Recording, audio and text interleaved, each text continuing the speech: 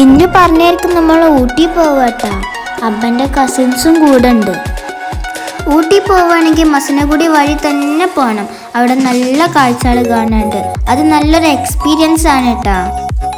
രണ്ട് സൈഡ് കാടും കുരങ്ങന്മാരും അങ്ങനെ നമുക്ക് ആനനൊക്കെ കാണാൻ പറ്റിയിട്ടാ.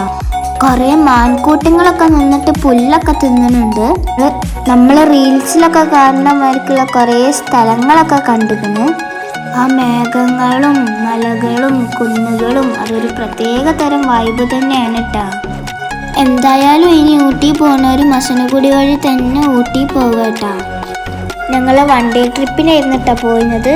പോകാൻ ഉദ്ദേശിക്കുന്നവർ അവിടെ സ്റ്റേ ചെയ്യാം, അല്ലെങ്കിൽ നമ്മൾ യാത്ര ചെയ്ത് കുഴങ്ങും. എല്ലാവരും അങ്ങനെ മരിക്കണേ. നമ്മൾ ഊട്ടിയിലെത്തിയിട്ട് കമ്പവും നൂഡിൽസും അങ്ങനത്തെ പലതും മേടിച്ച് കമ്പത്തിന് ഭയങ്കര ചൂടായിരുന്നു, വായി വെക്കാൻ പറ്റണില്ല. തണുപ്പത്ത് ആ ചൂട് കമ്പവും നൂഡിൽസൊക്കെ കഴിക്കാൻ നല്ല രസമായിരുന്നു.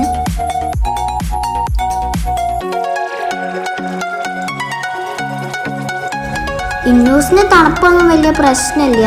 ഓളിങ്ങനെ ഓടിക്കളിച്ച് നടക്കിയിരുന്നു. പിന്നെ എൻ്റെ കാര്യം പിന്നെ പറയണ്ടല്ലോ, ഞാൻ ആകെ തണുത്ത് വിറച്ച് കുൽഫി അയക്കണ്.